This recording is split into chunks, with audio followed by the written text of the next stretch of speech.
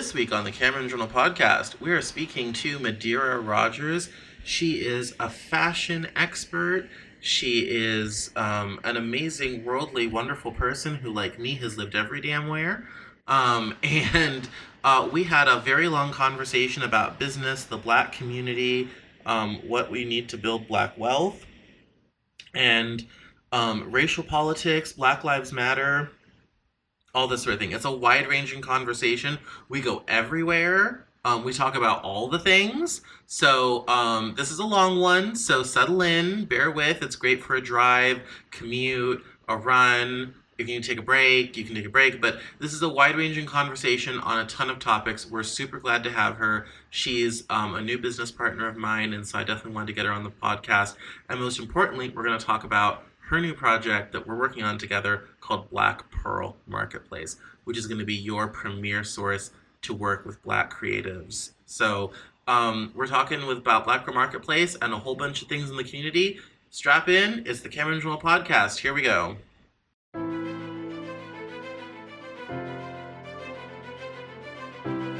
This is the Cameron Journal podcast. It's a place where we talk about important things. It's a place where we bring a little slice of the news to you. It's a place where we do important things, have important conversations. It's also things that I like to talk about. My name is Cameron Cowan, and this is the Cameron Journal podcast. Today on the Cameron Journal podcast, we're welcoming Madera Rogers from Black Pearl Marketplace. Madera is a new business associate of mine. We are working on several exciting projects, and I wanted to talk about Black Pearl Marketplace because there is a big trend right now of helping people seek out and shop with Black and Pan-African business owners, and she is setting about what it takes to actually make that happen and make that freely available to people. And the best part is she isn't just waiting for these businesses to grow, she's helping them to grow. So we're going to talk about how she decided to do this, what it's all about, and how you can help. So welcome to the podcast, Madera. How are you?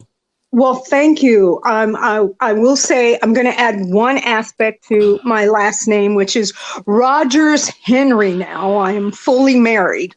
And so I have to honor my husband's name and my family name by having Rogers hyphenated Henry. But I thank you. I'm excited to be with you.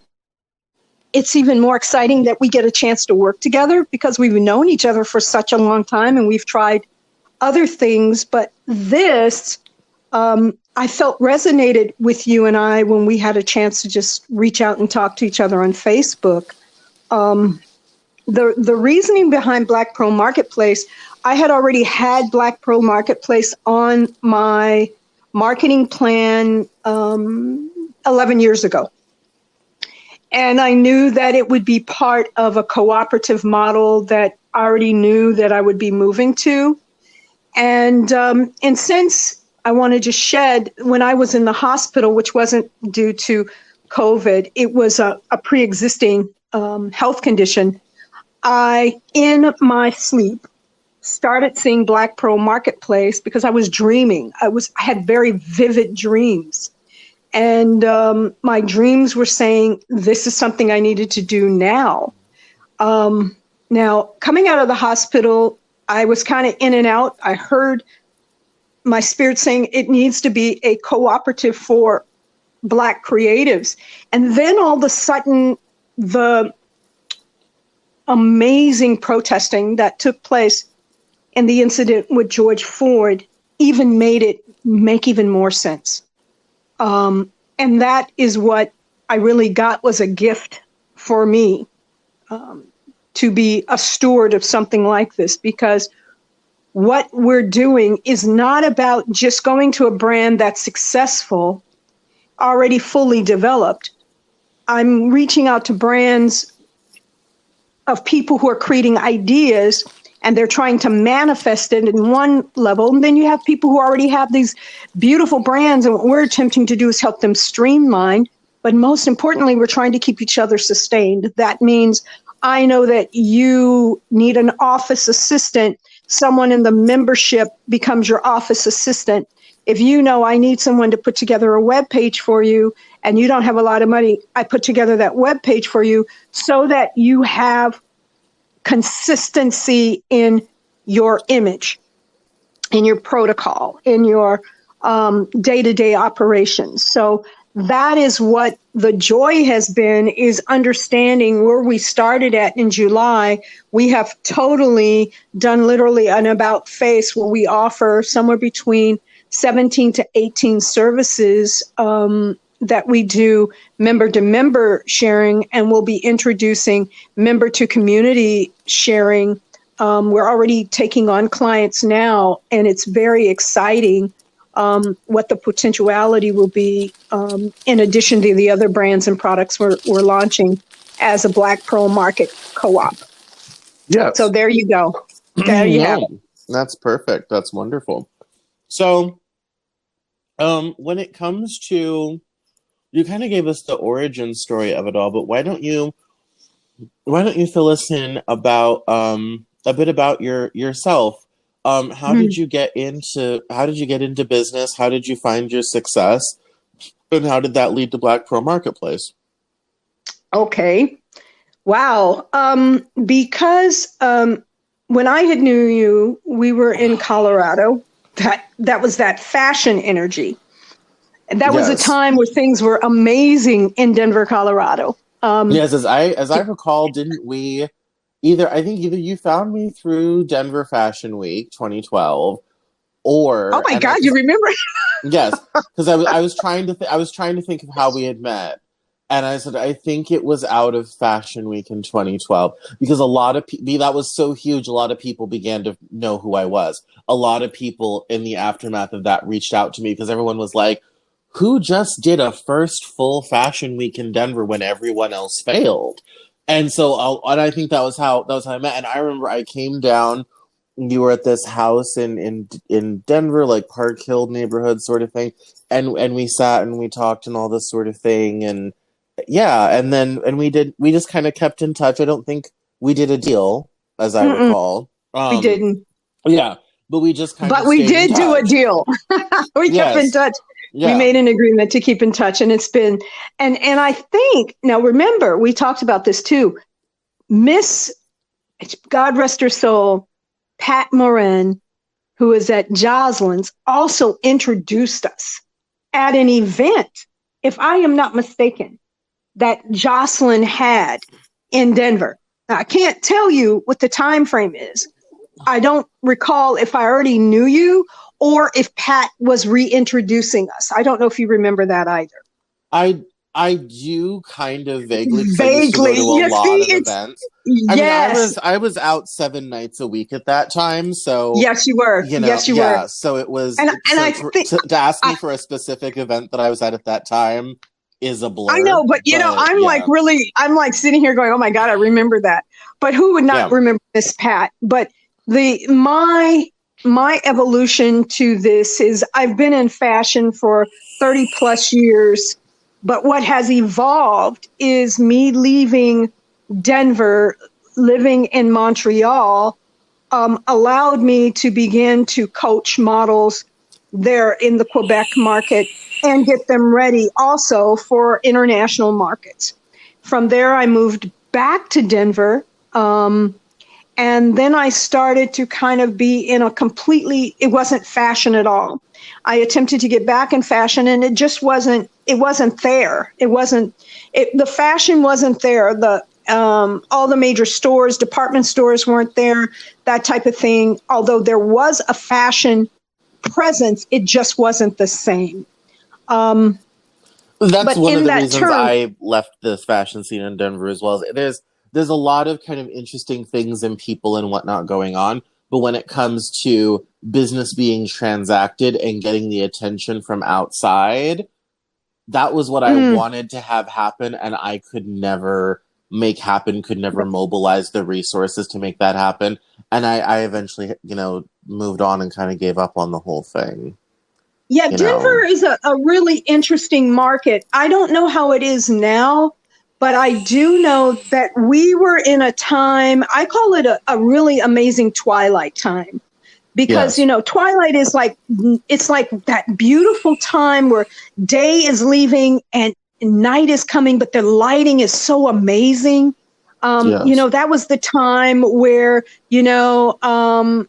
Glenn Cavalli and Bernard Grant and May D&F and Fashion Bar and Neiman Marcus. We were very active. I mean, I was a choreographer and a movement coach at that time, so it was very active. But as I began to do this, I always had a love of working with children. You have to remember, a lot of people I coached happened to be somewhere between 11 to 17 years old. And these were young women who I had to coach to make them look and feel like they were grown women. And that's kind of interesting in itself. Because it is for Fashion Week. We took 45 girls and turned them into models in 6 weeks. Exactly. And you have to be very mindful that there is, and the women that I had coached, well, if you're talking 30 years, I worked in many schools, many agencies. I saw that. But as the story evolved, me going back to Denver after leaving Montreal, I got into radio. And then a girlfriend of mine said, I know you love children. I want you to check out AmeriCorps. And I said, AmeriCorps? Like, I'm sitting here going, are you kidding me? Fashion to AmeriCorps? And I believe for me, that was the turning point. That led me from there to here, because what we did through AmeriCorps was introduce programs that I still have happening now that I've moved to New Orleans. We are reinitiating some of those programs. So I introduced Who's Magazine, where children were interviewing, and partnered with the Denver Film Society, partnered with Radio Disney. And what we did was we had children even go to New York to experience what the human spirit was after 9/11. And so it was very clear for me that I wanted to help young people. And I do believe I made a difference. But I knew that after that, I kind of got tired of Denver again. I mean, Denver has an amazing cycle that allows you to grow. But I felt like I was so tired of the Denver scene that I really wanted to go back and live in Europe, or go back and live in Quebec, or go back and live in New York. And I got engaged. I got married. My husband was in the film industry. So there I was in New York.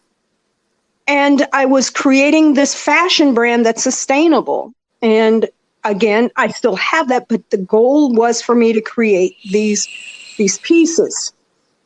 So long story short, as time moved on, we built a home here in New Orleans. I had to be here in New Orleans. Husband was still working in New York. And New Orleans is completely different from New York. Completely different from Denver. Even in Brooklyn, Brooklyn is its own vibe. New Orleans is definitely its own vibe. It was more of an African experience that I needed and didn't know I needed until I arrived here, and it felt like I was coming home. That made sense. Because my family was all from New Orleans.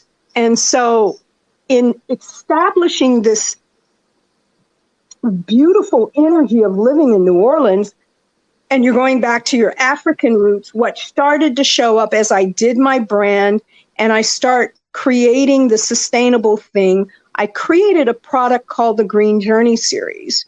And we started to create in the New Orleans area these really cool platforms at, like, say, we had a food court called St. Roch's Market. That was here. That is still here in New Orleans, but there's an energy about St. Roch's Market before COVID-19 and after COVID-19. Before COVID-19, it was a bustling place for 9 food vendors to come and experience creating their brand and growing their food brand from a concept into serving hundreds of people every day, if that made sense. Well, there we were. We created a market, and we created that market on second Saturdays. And we made sure that what I have always been very pro, we have to showcase more Black folks. Here's where the problem got real interesting.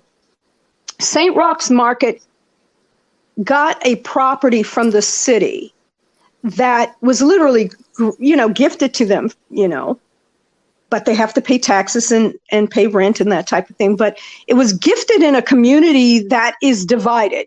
One part of New Orleans, if you cross over to the other side, it has a more white audience and white neighborhood. You cross over the street and go to another side, and all behind St. Roch's are going to be your hipsters, Black folks, and people who've been there for a very long time. But what was happening, St. Roch's Market used to be this thriving, like, fish market, right? Yeah. It was a necessity in the city. It was bustling. People came there. And what they thought was St. Roch's Market was going to be something like that after Katrina, because that's what was promoted. And what it became was this upscale eatery with 9 local food vendors, which is not bad, but you have to understand the karma with that, right? There's a karma with that. If the people can't come there and embrace it, there's going to be a conflict. So we were there making sure that Black vendors, I had 50% of Black vendors there taking advantage of these tourists who were there. And they had beautiful products. We were creating things for children. We were doing, vendors who were baking cakes. We had day workshops, just really a beautiful vibe. And it was working. My health changed. Black Pearl Market was there. I didn't understand when it was going to be introduced because everything I do is very organic. I go into the hospital one way. I come out of the hospital and the word I'm hearing is, you've got to mask up. You can't touch anything. We can't go shopping. I'm like sitting here going, what are you talking about? I'm looking out. I'm going, there's no one on the roads. What is going on? It was like a different world. It was like a different world. But this world, I knew I had to do Black Pearl Market because it was really about, and this sounds very crazy, but I'm okay that I'm crazy. It's all right. I'm not here to have everybody agree with who I am. I'm here to agree with what my spirit has brought me here to do, if that makes sense. No, I understand the surrealness that you must have had. It was in the early days of the pandemic. It was weird. It was like being in a Van Gogh movie and you're watching people cut their ears off, but they're not bleeding. They're having colorful colors coming out of their ears. It was like... No, I drove from Bingham to New York to Denver, Colorado in April. Yeah, it must have been late April. I was there in time for my birthday, which is the 26th, so it was mid-April. Okay. And I called my mom and I said, I just drove across Cleveland in 10 minutes. There was no one on I-90. What? Yes. And then when I got farther west, I got to St. Louis, and St. Louis is like an hour and a half because the traffic is so terrible because you have to cross over the Mississippi River, all this type of thing. That's right. I called my mom again and I said, I just drove across St. Louis in 15 minutes. There was no one on the road. Yeah, it was very... And there's construction in downtown St. Louis. I-70 is closed. You have to take the Beltway. And I still did it in 15 minutes from one end to the other. Gas stations were closed. I had to go to the bathroom on the side of the highway because there were no gas stations open. They did lock the doors, left the pumps on. You could get gas, but nothing else. Like, it was... Yeah. The most surreal. I've traveled to every state in the union. I've been to 5 countries.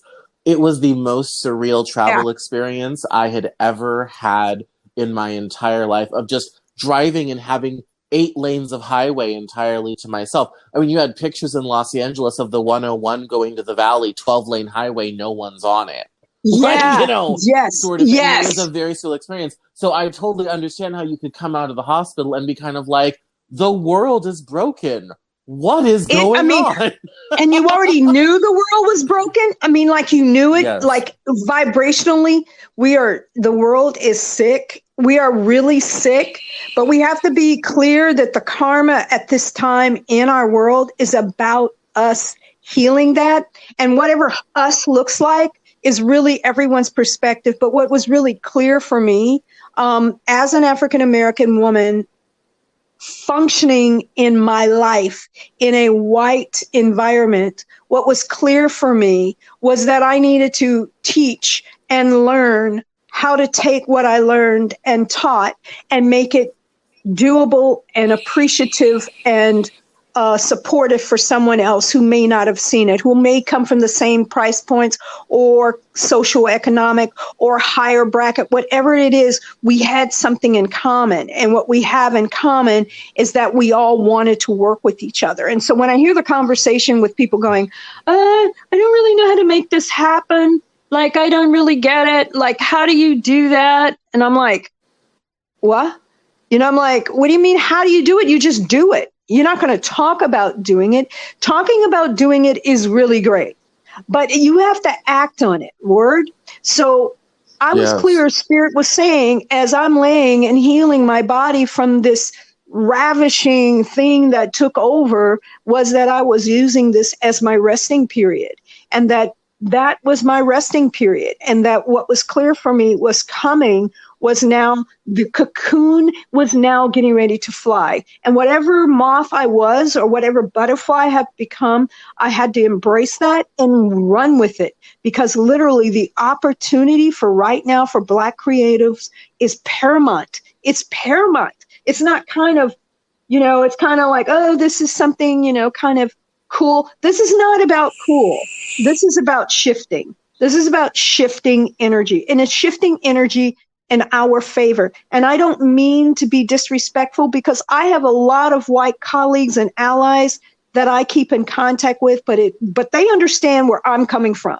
And so in my conversations, when we talk, it is very clear that this is an important movement for our society as an overall healing experience. We can't say Black Lives Matter and keep saying like it's a mantra, but then we're not doing our hand positions in the mudras to make sure that it happens, if you know what I mean. It's like being in a yoga stance and chewing gum at the same time. It doesn't work like that. You have to be in a yoga stance, but understand that yoga knowledge came from a master. You have to acknowledge the master. And you acknowledge the master, you go into position. You go into the breathing. You have the hands. You have the mind. You have the whole lit. You can't pop bubble gum and say, I had a master who taught me this really cool stuff. That is kind of like asinine. So, Black Pearl Marketplace, there I am laying in the hospital bed, and clear like it is, sun shining right now. It was like, whoa, okay. That's what I'm going to be doing. Okay, the green journey's taking a break. Okay. That's what you're telling me. I listen to what Spirit tells me. And it's because I have learned to spiritually understand that my timing is now.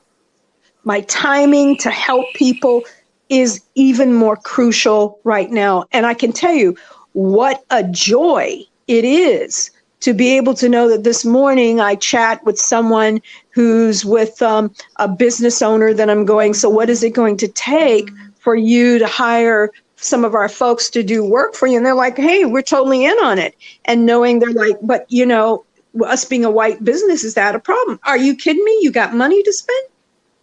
Let's make this happen. He said, oh, I thought, no, you don't get it. I'm here to help Black creatives, but we want you to hire. We don't care with them. If you have purple money, green money, pink money, hire us, because so many years it's been overlooked. It's been an overlooked factor.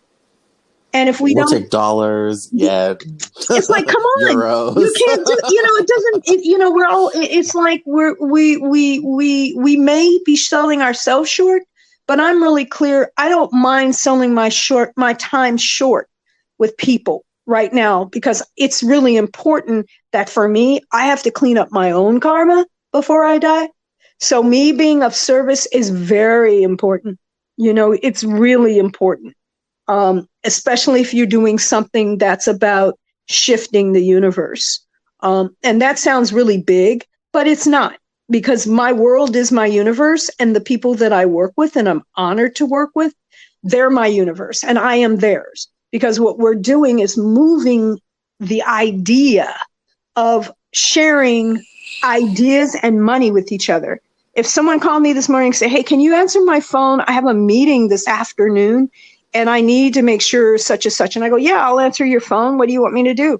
I answer their phone. I do that. That's a service. That is a service we provide to our members. So I think that is how I got on this path. It's so organic. But I trusted what the universe told me would be so anyway, because it is my divine birthright to have what we want. It is our birthright to have what we want. But you have to make sure that you are careful with whom you ask to come for in your life. Even enemies are your teachers. Even negative spirit, people who have negativity, are your teachers. For if you do not know what you do not want, you will not know. So if you're going to embrace those people in your life and you're going to go, and here's another thing, spelling things out. Listen to what I'm saying, spelling things out. If you say, oh, my life is going to be this, it's always been that, you're already spelling that to existence. You're casting a spell on yourself. I heard something say that the other day, and I found in talking to people just the last couple of days, I said, now check it out. Isn't that interesting? They said, that makes sense. That makes a lot of sense. And I said, we do have to be very careful with what we say to ourselves, because the universe does listen. Because if you keep saying, I never get a good man, it's because you keep saying, I never get a good man. If you keep saying, I'll never find the right guy or right girl, you keep saying it, well, then it's not going to come. It only comes when you begin to realize that you're ready, that you're deserving. Because we all are deserving for our birthright to be amazing. But we got to ask for that. And we have to do the work. And it's not easy. Because being at this point where I am, it took a whole lot of negativity and crap for me to be who I was and was not to get to be who I am. Oh, that was deep. Okay. Yeah. I think that's a very interesting journey. And listeners know I have been the driver of the struggle bus as of late. With a new aspect of my mental health has grown up. 2 weeks ago, I did the weekly podcast, and I spent 25 minutes of an hour-long podcast talking about like how much of a struggle it has been to adjust to autism and ADHD life. And on the one hand, I feel like, oh my goodness, I have the final missing piece of myself, of like, what's kind of wrong with Cameron, what's weird with Cameron, all this sort of thing. And it's like, oh, okay, I finally have all the pieces. And that has been, like I said, I've been the driver of the struggle bus on that. And I think I told you a couple calls ago that I was not in the mood to take on this project. Mm-hmm. But I'd agreed to take the meeting anyway because I felt it was that important. Even though at this stage of the game, I still feel like I need to burn everything down, and I don't even know what would happen after that. But sort of, sort of thing. And it is definitely, it's definitely an interesting kind of journey to get to where you're going to go. And I think yours has been really, really fascinating. And I think the amazing part about that is how much you trust in it. Mm-hmm. I don't have that yet. But I'm glad you said yet. Do you package that? Yeah, I'm working on it. We're working on it. But I mean, here's the sad thing. Isn't it unfortunate that you did not meet people who could embrace your gift for being you without you feeling like you were not okay? That's the horrible thing about this new, I don't know what it is. I think it has a lot to do with me being older and seeing some young people, because I can't say all people, I can't generalize, because I do see some amazing young people who are doing some amazing speak truth in their work. But what I also see is a disillusioned society that has, it's like their fascination with reality stars and TV shows and dressing the part when you're not the part. And if you don't look like you're the part, you don't get the part. And I'm so over that. And I'm so glad COVID-19 came, because it's really making us say, who really gives a crap about your weave today? Word. I mean, I've been bald for a couple of years, Yes. but who really cares about the weave? I mean, I understand there's a group of women who are very meticulous about that. I used to be, but it's, to me, I really got that that's not important. Finding myself and leaving this earth of a feeling of value for myself, to me, seems to be much more than me worrying about my nails being done and having the newest points on my nails and making sure my weave and I have little baby hairs in front. I am not mocking that. I think it's amazing for those people who find that resourceful to help them cope.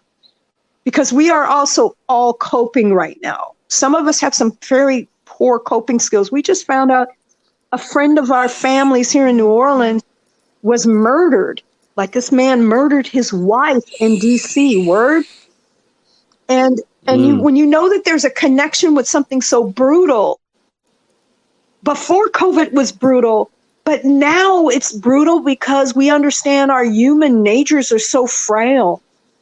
We're so frail that how could we dare even believe that our aesthetics is the answer, when really we need to be working on what's inside, because everything that we thought was so is not so. It is not the truth. It's like somebody who is pumping the Black Power sign, having on a dashiki, but if you undo that dashiki, it says made in China. You kind of question, where'd you get this from? Like, you can't tell me you can't get this from the motherland. You had to get it made in China. There's nothing wrong with that. It just tells you the story of our dilemma and our sicknesses with each other as human beings. We're so sick, you know? And let's also, I mean, there's also, the media environment has definitely changed over the last decade, and that has a lot to, I think it has a lot to do with what people value now. My generation in particular, because social media arrived for us when a lot of us were in college in our early 20s. A lot of people criticize, millennials for, the Instagram, ready food, and the hot girls who made their whole living posting bikini pics on Instagram and all this type of thing. And there was a lot of criticism of all of that. And think about that what you will. I have my own opinions on that topic. I think it has created a cultural language that is both incredibly visual, which makes it very accessible, because you don't have to read and think or process it. You can just experience it directly on the one hand. But then it also has democratized it, so that now, the pretty girl who can put on some makeup and look stunning, who back in the day would have moved to LA, tried to make it in film and then never do it, and then end up working as a PA or something. Now can post on Instagram, have 1.1 million followers, and do sponsored posts. So it's taken that whole kind of celebrity fame, audience, the look culture that was really the echelon of a precious few people. It's existed since film, but it was the world of Marlene Dietrich and Joan Crawford and Hedy Lamarr and, a handful. And it has taken that, blown it out across the whole world, and made it accessible to a lot of people. And so, for better or for worse, that is now the language our culture speaks. Our culture speaks in TikTok videos, Snapchat stories, Instagram posts, all this sort of thing. And those that can traffic in that language are those that are going to rise up. Absolutely. And this is very difficult for someone like me because my cultural language is words. Mine is too. And mine is too. And it's hard to Yeah. it's hard to get people to take the time to slow down and to both read and think when in a world of video and all of these things, the cultural language is changing. It's like the revolution. It's like the same revolution of film on steroids. And that's something that's something where I don't think we can change that. I think we have to work in harmony. I agree. I agree. And I love watching all of this social media. I just don't choose it as my, and you have to hear me with a grain of salt on this. I don't choose it as my Bible. I don't post every day like I used to because my life is full. It's more fuller than I have time to post. To post, I have to literally plan that for our Black Pearl Market, which we have to be very mindful. Are we posting to get liked? Because we're not needing to be liked. But what we need to be mindful is strategic planning. If we're going to post, we're going to make it make sense to post. When I post, I know I have people who will say, "Oh my God, where have you been? What are you doing? How you doing?" And we say hi to each other, and we're people who've known each other for some 20 years, and some people I just met a couple of weeks ago. But whatever it is, I'm clear that I have a different respect for my followers versus not. Absolutely. It's not something I think need. it's important to have I think it's important to have a proper relationship with social media as a creative person. And there's a lot of tug and pull because on the one hand, and I know this is especially true for me, on the one hand, social media is the fuel that keeps what I do going. Conversely, it also can't be my entire focus because it takes away from the work. And that's true for every artist in today's environment. And it's a very difficult balance to strike. I don't have it right yet. I don't know anyone that really does. Me neither. But it is some sort of weird, you have to kind of find what works for you and then just keep evaluating and innovating and all this type of thing. And I have like the same relationship with a video. I did the Cameron Cowan show for 2 years, which was 2 videos a week, and I would make them in batches. And it was one of the absolute most stressful things I did because I did a podcast every week, 2 videos, and 4 blog posts. So I was literally, something was getting posted every single day. So when I reconstituted my blog after taking off for 2 years and working and doing a bunch of other stuff, I did not want to do that again. That was just way too much. And so for the Cameron Journal, I cut the content schedule way back.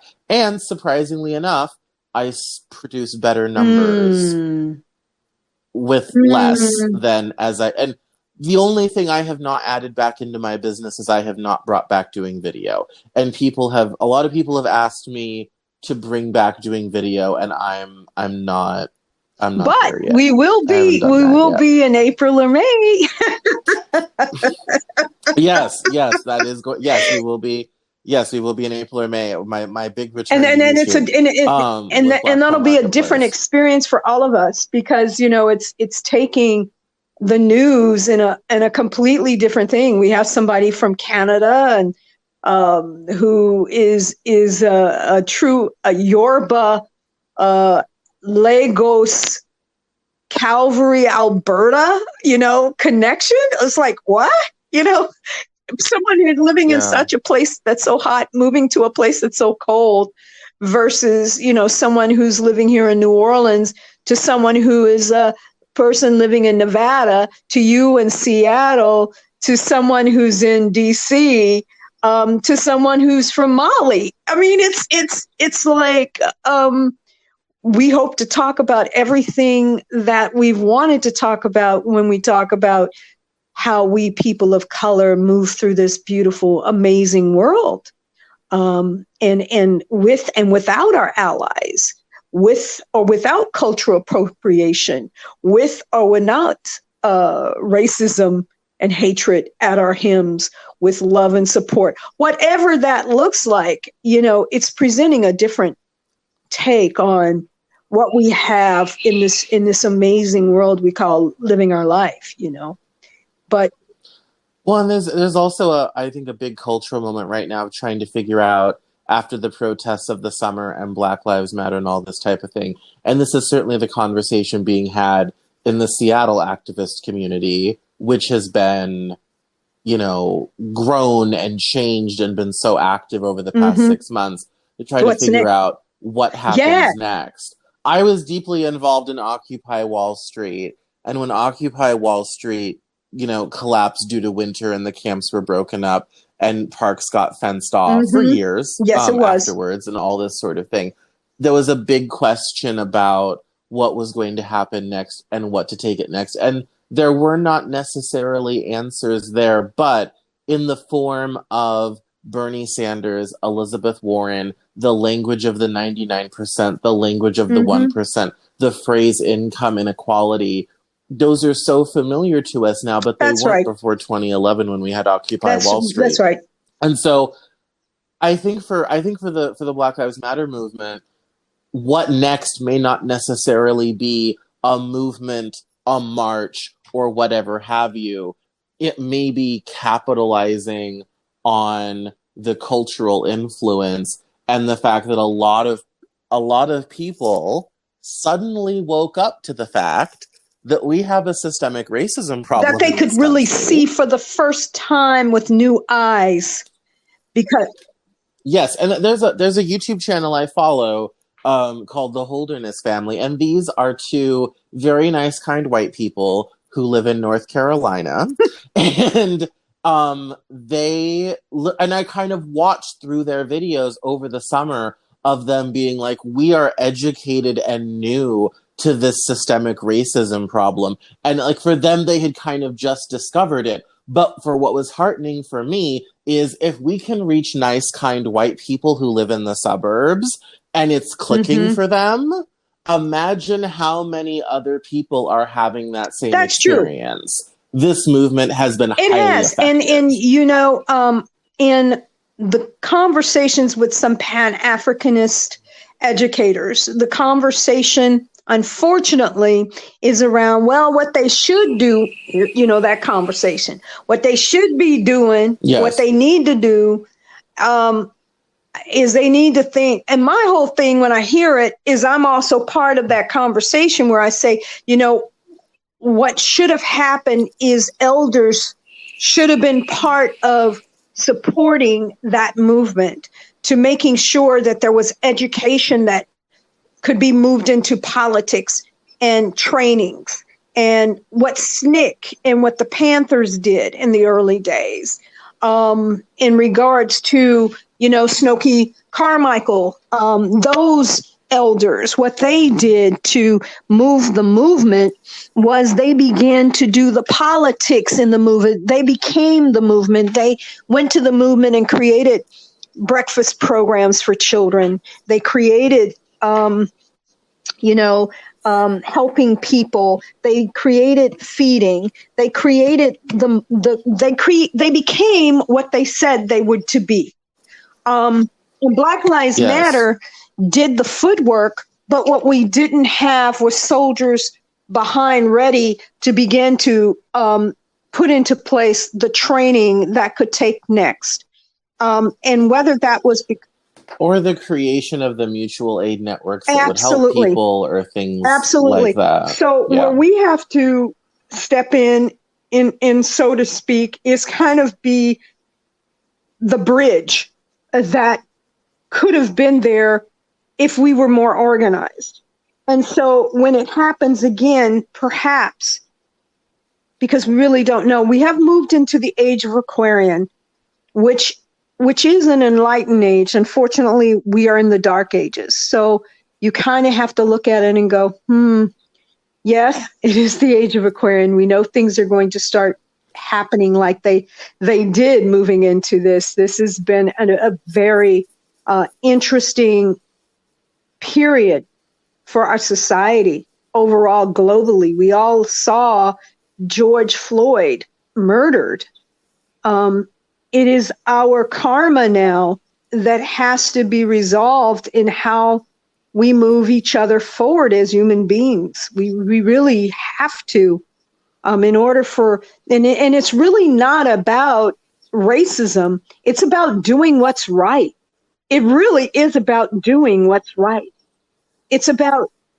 And I think it's also a conversation about who gets to be a human in our society. You just, I mean, it's kind of like this insurrection that took place January 6th surprises me, the outcome that I see playing out. Of course, what I find interesting is that you are seeing people getting arrested, but what about the senators? What about the congressmen who were in on that? Why are we not addressing that?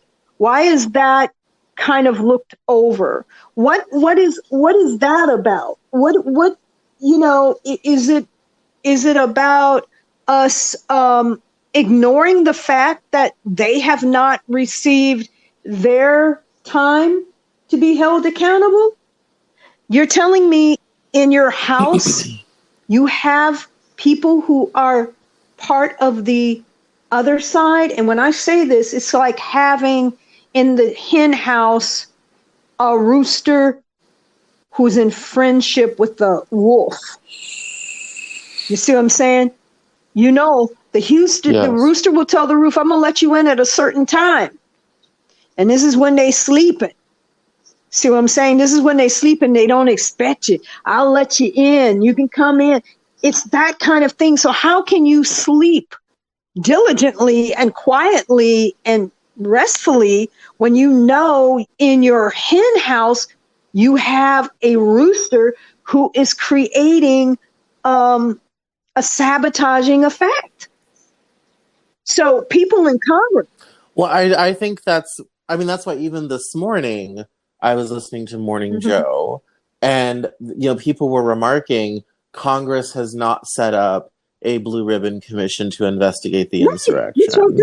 And there's no excuse for that at this point. It's been 2 months and the Democrats are in charge. This shouldn't be that hard. And so now there's people saying Biden should do it in the executive branch because we need to find out exactly what happened, who was responsible, and all this sort of thing. And that, includes the Lauren Boeberts of the world and Marjorie Taylor Greene and other people who helped and able to make this to occur. Yes, there has to be accountability for all of that. The week that happened was actually the week I restarted the weekly news podcast. I quit doing the weekly news podcast when I was with my ex-girlfriend because she wanted more time on the weekend, so I quit doing it. And then this January, I started it back up. So my first weekly news podcast of the restart of this was that week. And I did not have a format that week. I literally just spent 45 minutes being basically telling people we almost lost democracy this week, and only through the incompetency of select people did we dodge a major bullet. And it was funny because the only people I heard, including myself, that were talking like that were people of color. A lot of the white commentators did not really understand. Like church house, like church mices in the church on Sunday. They Yes, but every person of color was out here being like, "This is not good." No, it's not. But again, we go, "What's wrong with this picture?" Again, now if we were white and said that, we would have heard more people go, "Well, let's look at that." Again, we have such we are so sick. It's when we see each other, we say, "Oh, you matter in my life," but yet You still see cops doing horrible things to people who are brown and black. You still see it. I mean, this morning I was listening to a news station here in New Orleans, and they were talking about, and this is good. I have the name Madera. My name is Spanish, Madera. It's not Madera for a reason. I am an Afro-Black, let's say, so to speak, because when you see me and then you talk to my nieces and nephew, their names are, Maria, Santiago, and when you see them, you're like, oh, they ain't all black. You know what I'm saying? So you have to be really mindful. Yes. And this person said, well, they coming in the country and they taking our jobs. I'm like, they coming in the country. You don't want their jobs. You can have their jobs. You don't want them. We don't want them. Yes. Well, let's be honest here. Then I sit and I go, well, they this way and they this way. They not in anybody's family. I'm sitting here and I was going to call in, but I said, look, I got them all in my family. We got black, we have Spanish, we have Panamanian, we have white. I can't say we don't have them in our family when I do have them in my family. It's been in our families. Many of our families have it, and we don't talk about it. We act like we don't see it. Yes. When you hear this conversation and we're going, look, it's okay that we don't agree with things. It's really okay. What's not okay is that we're not making this world any better. We're staying at this sick level. Yes. We're staying sick. We just choose to stay sick. Let's just stay sick. Well, and because then we don't have to change. And we have we don't generations have to of this. We have the 1921 Tulsa Absolutely. Black Wall Street riot.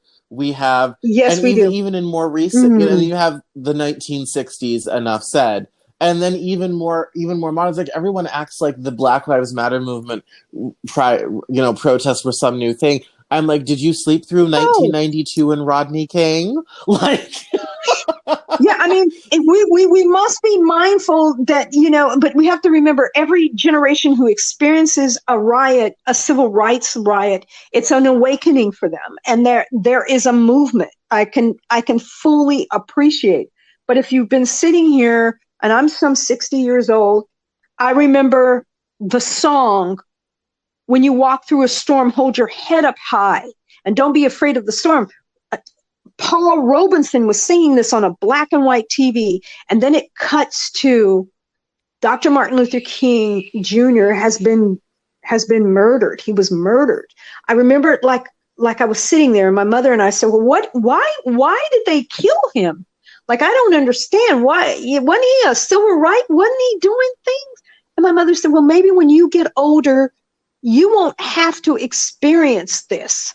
You see, because they had the 50s experience. They saw some of the lynchings. Yes. They had to be careful. I remember when we moved from Germany and we went to visit my granny in Meridian, Mississippi. And my mother gave me money to go down to visit the local store. And it was a safe area.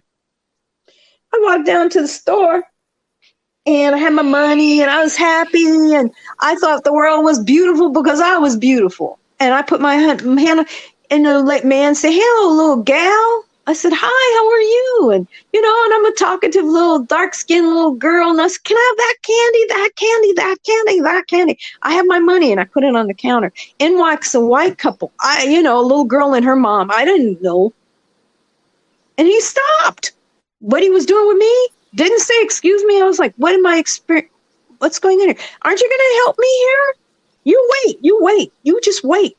Gal, know your place. I didn't know what the hell he was talking about. I didn't understand it. Know my place. I was a confused little kid. I said, "But I just gave you my money and you haven't given me anything back. Gal, you need to hush up." Told me I need to hush up. Like, what did I do? Yeah. I'm trying to figure this out. Now, understand, I was a little teak. So I waited there until he finished. And he said, "Now you interrupt me the next time." I said, "Excuse me?" I'm saying, "Sir, you're not my mom. Can I have my money back? Give me my money back." And he threw I remember it. I walked back up. I didn't understand it. I was my mother hadn't prepared me for this. I think my mother forgot we were in the South. I don't know what my mother was doing that day, but she wasn't on it. Yes. And when I got home, I shared it with her and she said, oh my. And so my mom and dad looked at each other. That kind of looked like we got to have that talk with her now. Yes. And, because I said, I remember something happening in Germany when I was a little girl standing on a corner, and I was called, what we in German called a mud duck. Now, my mother was very fair, and I'm dark. And I'm looking around, and there was nothing else dark around. I had enough of good sense to know that I was the only darkest thing, and they were looking at me and my mom when they drove by. There was nothing, no one else was around, but they yelled out the mud duck. And I knew it. I said, is that me? I know it was me, but I had to ask just to make sure. My mother said, Dara, don't worry about it. I said, well, that was me. They were talking. They called me a mud duck. She said, but you know what a mud duck does? Becomes a swan. And I said, okay, I bought that for a while, but I remembered that day, and then I remembered that moment, and I said, what's going on here? And they told me that how the U.S. was going to be. I remember the times we had to be careful driving on the roads from Meridian, going down south to come to Louisiana or go to out, Lawton, Oklahoma. We had to do it at the daytime. I remember little things like that. Yeah. We couldn't drive at night. You couldn't go to sunset towns. Yep. Sunrise towns. You know what that meant? Because if you were black in that town, you weren't going to make it out. Nope. So you had the green book. You had the green book on where to go when you came to certain towns that were friendly for black folks. We've been through that movement before. We've been through the riots. We've seen them in the 60s. We saw them with Dr. King. We saw them with Rodney. With Rodney King. We saw them with SNCC. We saw them with the integration of the lunch counters. We saw John Lewis get his head slammed in when they were protesting on Selma. We forget that that's still part of our rich history because it goes back even longer when we think about the part of the slave uprisings, Nat Turner. When we begin to see all of them connected, we need to be mindful. Nothing has changed. It's just the century it changed. There was lynchings then. There's still lynchings now. They're just not as common. There are people still being lynched. George Floyd was lynched, but he was hung. He was hung by a foot, a neck, something putting pressure on his neck. Was still that same thing. So I can understand this beautiful movement we're in right now. But the problem is we haven't processed it. And the sad thing is there have been over the last 10 years, there have been so many stories where we've watched that get repeated over and over and over again. And in some degree, thank God for the smartphone, because now when it happens, there's immediate evidence. I mean, there was that poor fellow shot in his car next to his girlfriend. Oh, and the children, yes. Yes, in front of the children. Sandra Bland got pulled over for not using her turn signal, mysteriously dies in jail for no good reason. All this sort of thing. There was video footage of they pulled over the state attorney for Florida because didn't know they had. Yes, because her license plate didn't return anything because they pull those for state officials. Like that's right. Sort of thing. And the cops pulled her over anyway, and they kind of immediately realized, oh, we've really done it this time, sort of thing. Yes. All this sort of thing. And I mean, even just, at this stage of the game with having a vice president with multiple racial identities, the amount of slander that is put against her, and indeed birtherism with Obama before her, which was Donald Trump's entrance into politics, all this sort of thing. Those are all the only reason birtherism made any sense was white. Well, and understand birtherism would have never gotten off the ground. We wouldn't have seen it. But here's the thing: we cannot change what is so. We can't acknowledge that Kamala Harris is our vice president. But so what? What is she going to do? What can she have the capacity to do? There's a great deal of pride for many people, especially her sorority sisters. But let's not get carried away. We still need to understand that they have an agenda that they still have to bring to fruition. And we also now know that even with this beautiful Biden, colorful, the most diverse cabinet I think we've had in a very long time. With this diverse cabinet, there are still some concerns that bring up red flags, which you're sitting here going, what? How you bring in her? What? His decisions? Okay, we have to see how this is going to play out, and we cannot be asleep. We must remember that there is still work that has to be done. Just because we got Trump out, we can have something back in, because these people who just created this insurrection, this whole movement, they're not finished. Let us be clear. Just because they're out of sight, it doesn't mean they're out of mind. They are still planning. I think I heard something in one of was it The Guardian that mentioned that they had someone unveiled another plan to plot against the Capitol again. I'm like, what? But then we need to be mindful. These guys aren't tired. But they're planning on as many ways that they can mess up the government. And I'm hoping that we not take our eyes off of what's really going on, because one thing might be happening over here, another thing is happening, but let us be mindful. People are still dying because of ignorance. And when I say ignorance, when you are having people who are getting stimulus checks, let me just be clear. We're getting stimulus checks and we're killing each other for the stimulus checks. When you have people who are committing crimes, we are not healthy. But we also have to be mindful. It's been all systematically put into place. So what's being played out is exactly what has to be played out. Now, what we gonna do about it?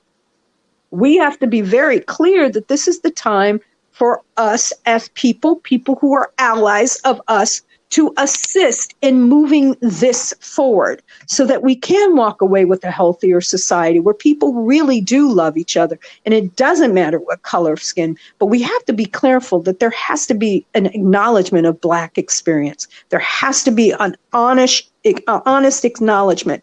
And I know, no offense to my brothers and sisters who are gay, we have to be clear that the civil rights movement for Black folks has never really been solved. Everyone else is played off of it. Women's rights, gay rights, Black folks have still not gotten their rights on this. This is me just saying, I ain't saying it's right. I'm not saying it wrong. I'm just saying we have to be very mindful that this is a time for us to politically begin to have conversations that are going to move us forward. And when we move each other forward, we excel.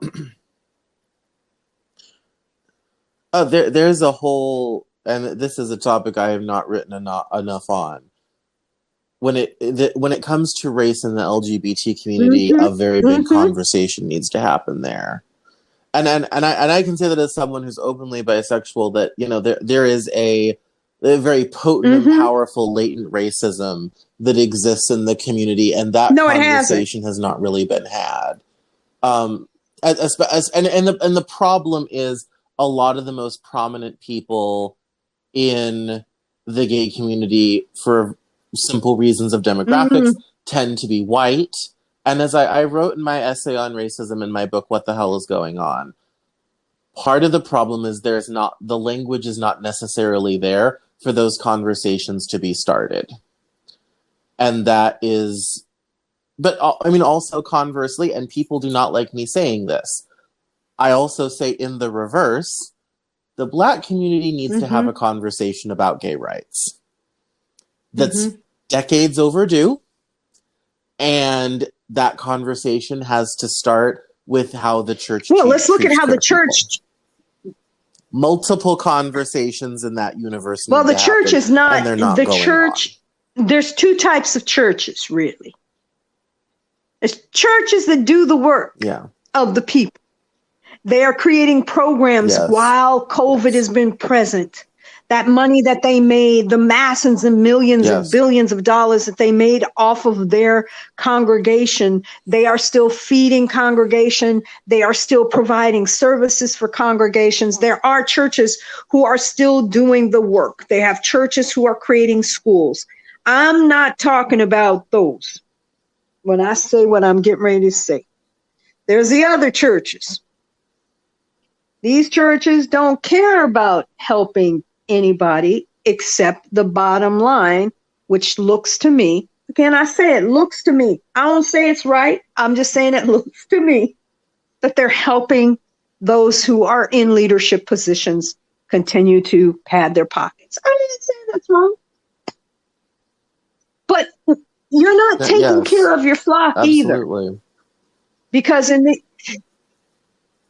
Well, and how many are those, big prominent churches led by big prominent pastors who sell millions of books, who have big buildings and all this type of thing and have plenty of money, are not doing with those resources Can't do. what a small church with 10 well-meaning people and a few $100s are doing for their community. And that's a huge problem. It's kind of like, do you need a Versace suit, or should we go to Men's Warehouse, get you something cheaper, and use the other $1,500 to feed some people, or make sure some kids get to school, or start an after-school program? But you see, this is the kind of conversations, in addition to how we treat the gay community, is those conversations maybe we can have on Black Pearl Market that no one else has touched on. We know that we're going to have all types of discussions, but we do know that in this, it looks like the church has abandoned the people for the cloth, if you understand. That you see, and the people, I'm hoping, as they see this being played out with this COVID virus, they can say to themselves, this is not how a church is supposed to look. Perhaps this is the enlightening thing that the divine has created with this coronavirus. There has been some cleansing and purging that has taken place. There's also been some increase of awareness. But then there's been some lack of awareness. There's still some immaturity. There's still some who cares if I wear a mask or not. That's going to be present in any time we are in something like this. I'm sure when the Spanish flu hit, you had people who were, I'm not doing that. I'm going to do what I want to do. I'm sure there were those too. But oh, absolutely. The beauty behind it is we can talk about these things and not lose who we are to discuss them. You see, this is the maturity that comes into place. We don't have to agree that we're going to agree on everything, but I think, what could it be that we do? What can it look like to make a difference? Does it mean talking? So if we're going to talk about it, what's going to be the solution that we can put into place? If we're going to begin to have these kind of conversations, we have to be ready that we're going to have the people who are going to tell us the truth about it. And we're not going to like some of the truth we're going to hear, but you got to hear it. Sometimes the laundry has to be aired in order to change the drama, to change the karma, to change the spirit. Again, let me go back to spelling it out. When you break a spell that's been over people for generations, you're free. You're free. And freedom freedom of the mind, and removing shackles that cross the eyes so you can't see well. I think that's pretty freeing. That's necessary.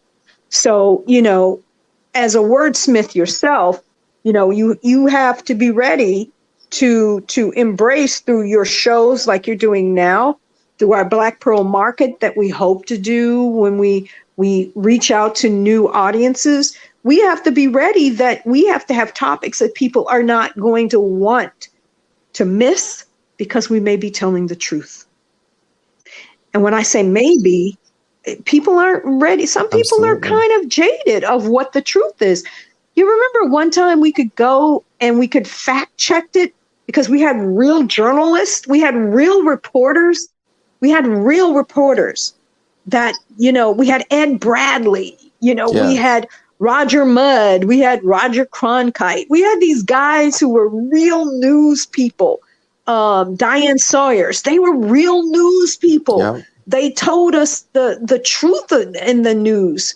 Now we're getting some kind of journalistic writing that is not news. It's the press release that you took, and that's what It's it is. entertainment We've got to get journalism. back to telling the story of the truth tellers, because if we don't, we won't tell the stories of our ancestors.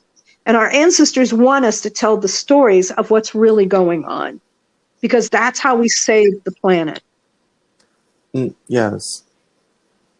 No, that's what I'm working on a book right now called The Sweetgrass Saga that is set on the plantation my family comes from in Mississippi, and it's Downton Abbey style, so it's upstairs, downstairs.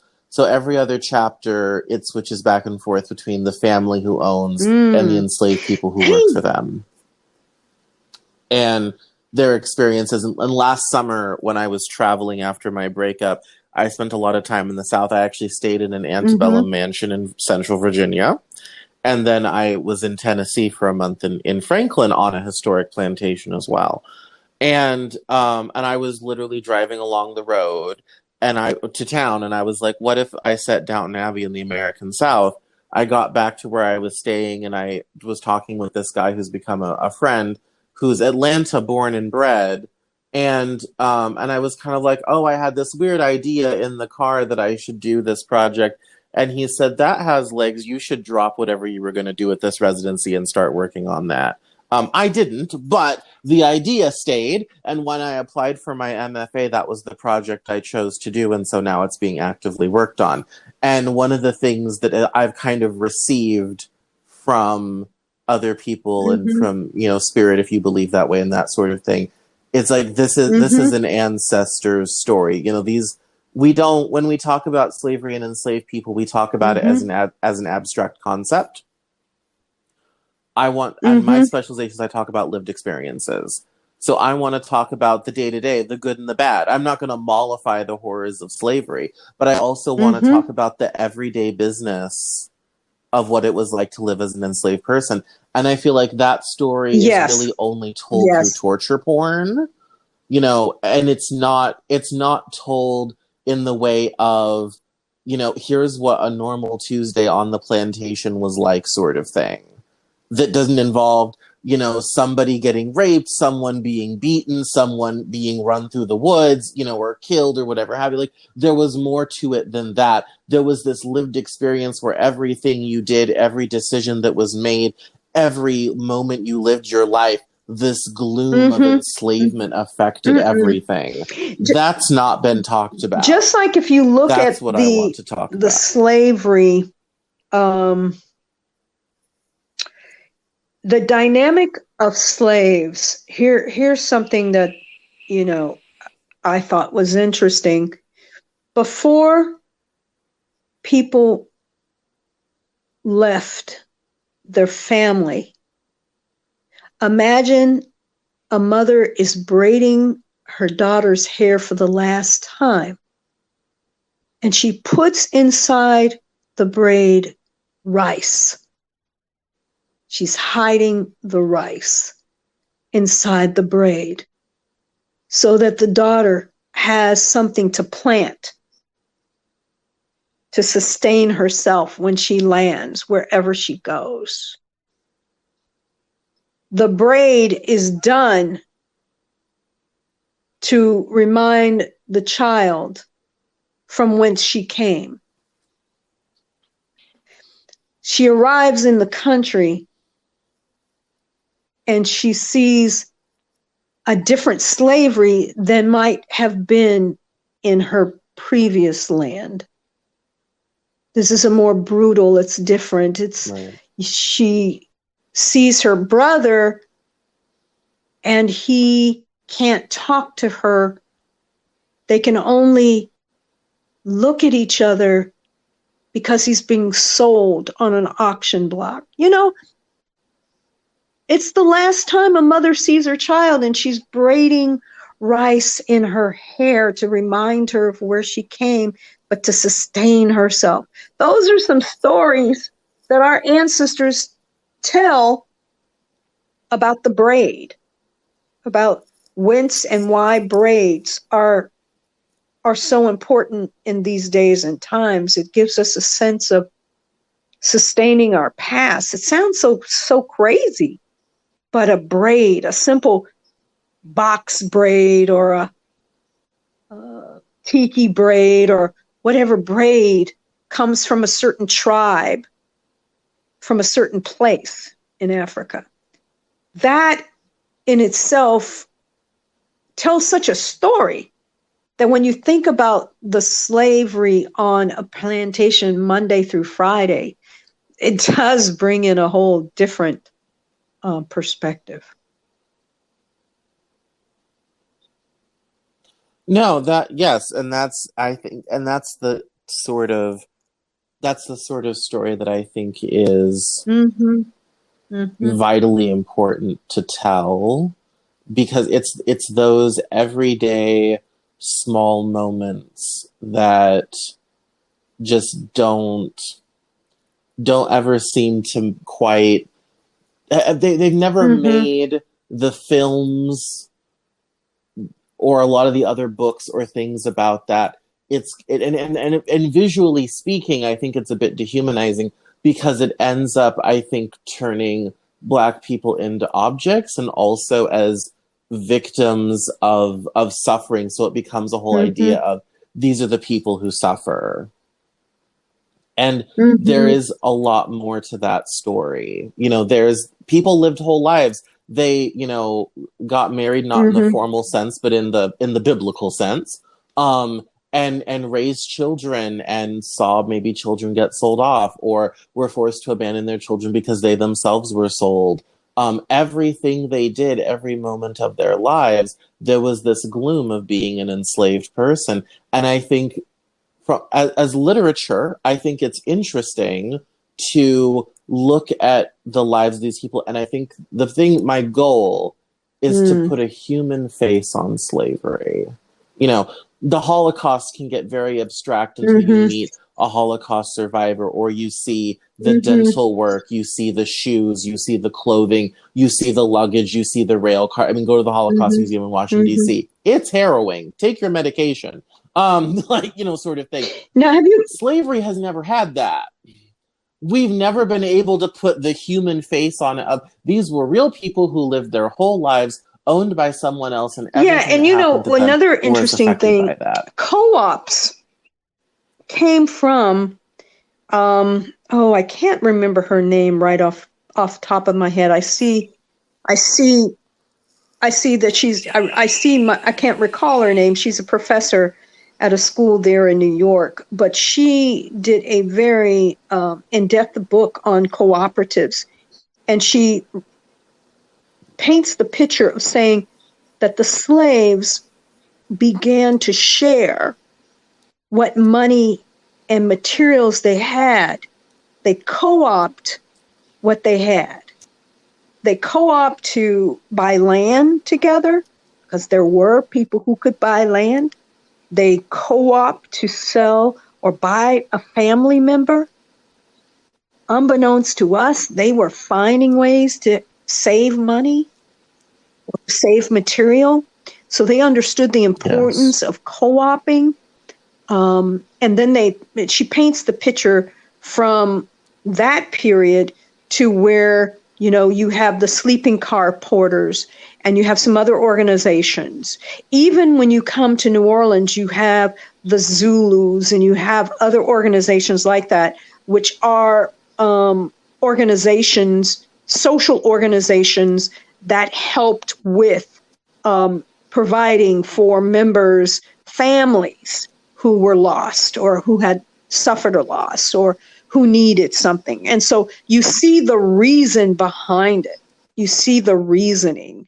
And that too, for Black Pearl Market, for me is the other aspect to this as we begin to grow, is understanding that creating ideas that can generate wealth for us are imperative as well. No, I've been a big advocate for building Black wealth for a while. I would like to see Mm-hmm. a Black sovereign wealth fund created that is a trust for people with African descent that not only does it do the traditional things like scholarships and all this Oh, type of yeah. thing, but becomes venture capital for Yes. Black-owned businesses to take these businesses public. Like, and that is something that No. immigrant groups have mastered. We've never gotten it together, but that's something, and that's something where, and I don't have the finance background maybe necessarily to spearhead that, Yeah. but I wish someone would. I hope that maybe someone will hear the idea and have the connections and the ability to make that a thing. But it's something like where it's like, I would love to see, if we could group together the wealth generated by, rappers, basketball players, football players, entertainers, all this type of thing, and group that together as this sovereign wealth fund whose job it is to invest in Black businesses that hire Black people and that build Black wealth. Mm-hmm. That is how we could leverage American style capitalism to rocket our people forward generations in a very short period of time. And I keep kind of saying it and suggesting it and writing about it, hoping that someone somewhere with the ability, I don't have the ability to do that, but hopefully that someone somewhere who has that can take that idea. Well, I don't think it's and bring it I don't into think fruition. Here's a factor. I think that any time now, it may fall on an ear that can hear it in a way that takes it and can assist us in shifting it, if that makes sense. Because we couldn't have had this kind of Yes. conversation at 2019. It would have been ignored. But at 2020 to 2023, from now forward, we can know that these kind of conversations are not taken lightly. They are now looked on more seriously. No. And yes. perhaps come to fruition or manifest quicker. We just need to always understand that the universe has our back. And if we so put it out, the universe does find a way to assist us in manifesting it. That is my belief. That's my experience. That's what I have seen. No, and that's why I keep putting it out there as an idea to people. And when this sort of thing comes up, I keep putting it out there in the hopes that it gets out into that net of inch or that general ether, and then someone picks it up, and they'll have whatever it takes to make that happen, and to be able to bring that to the fore. Because there's a lot of organizations that do a lot of things, and it's like, we give scholarships for education, and that's wonderful, and people end up getting jobs at major corporations, and that's great, but that's not something we own. That's not generational wealth that can get passed on. That's where the shift needs to happen, is to have businesses and things where those things can live on for a very long period of time. That's where the shift needs to take place. That's what we've never really had, and that's what I would like to see. So, Madera, this has been a long conversation. We have talked for almost an hour and a half. What else is new? What else is new? I know. When we get talking, we can go for it. So why don't you let's not tire the poor listener out. So why don't you give us some info on where we can find you and Black Pearl Marketplace online?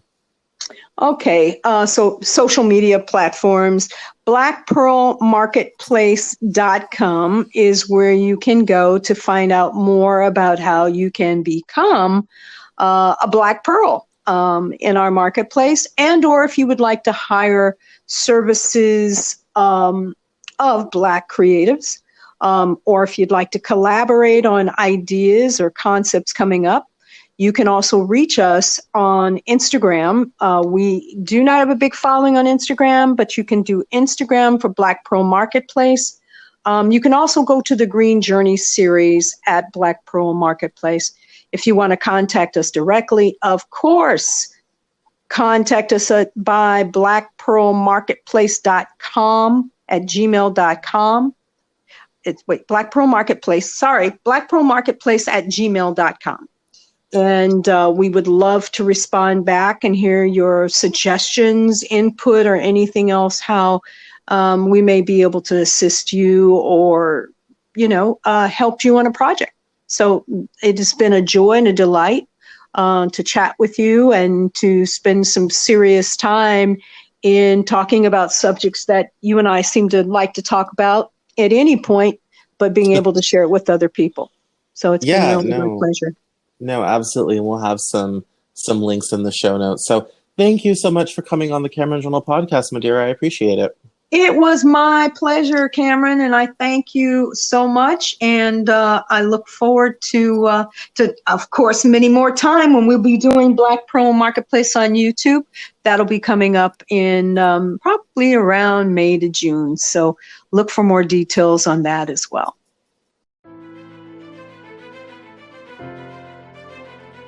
That's all for this episode of the Cameron Journal podcast. Thank you so much for listening. Visit us online at CameronJournal.com. We're on Facebook, Twitter, and Instagram. And I love to talk to my followers and listeners, so please feel free to get us on social media at Cameron Cowan on Twitter. And we'll see you next time on the Cameron Journal podcast.